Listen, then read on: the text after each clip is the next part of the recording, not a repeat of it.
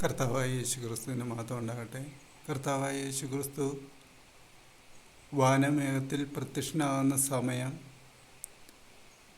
വരുന്ന സമയങ്ങളൊക്കെ രേഖപ്പെടുത്തിയിട്ടുണ്ടോ എന്ന് പല ആൾക്കാരും ചോദിക്കുന്നുണ്ട്. പിതാവല്ലാതെ പുത്രനും കൂടെ അറിയുന്നില്ലല്ലോ എന്നല്ലേ പറഞ്ഞിരിക്കുന്നതെന്നും ചോദിക്കുന്നുണ്ട്.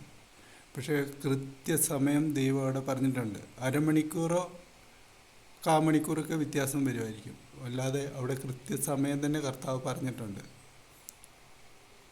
അത് ഇസ്രായേലിൻ്റെ സമയമാണ് പറഞ്ഞിരിക്കുന്നതെങ്കിലും നമുക്ക് നമ്മുടെ സമയം വരുമ്പോൾ വൈകിട്ട് 9 മണി 9:30 പറഞ്ഞിരിക്കുന്നത്.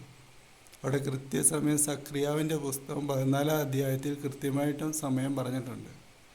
അത് ബുദ്ധിയോടെ വായിക്കുന്നവർക്ക് അത് മനസ്സിലാകത്തുള്ളൂ. അതുകൊണ്ട് ബൈബിള് പഠിക്കുമ്പോൾ നന്നായിട്ട് തന്നെ പഠിക്കുക. കർത്താവായ യേശുക്രിസ്തു വാനമേഘത്തിൽ പ്രത്യക്ഷനാകുന്ന സമയമാണ് അവിടെ കൃത്യമായിട്ട് രേഖപ്പെടുത്തിയിരിക്കുന്നത്. വെളിപാട് പുസ്തകം 11-ാം അധ്യായത്തിലും 12-ാം അധ്യായത്തിലും കൃത്യസമയം പറഞ്ഞിട്ടുണ്ട്. പക്ഷേ ഇതെല്ലാം സംഭവിക്കുമ്പോൾ ഭൂമിയിൽ സഭയില്ല. ഇത് നമ്മൾ അറിയേണ്ട കാര്യമല്ല, അത് യഹൂദ ജനം അറിയേണ്ട കാര്യമാണ്.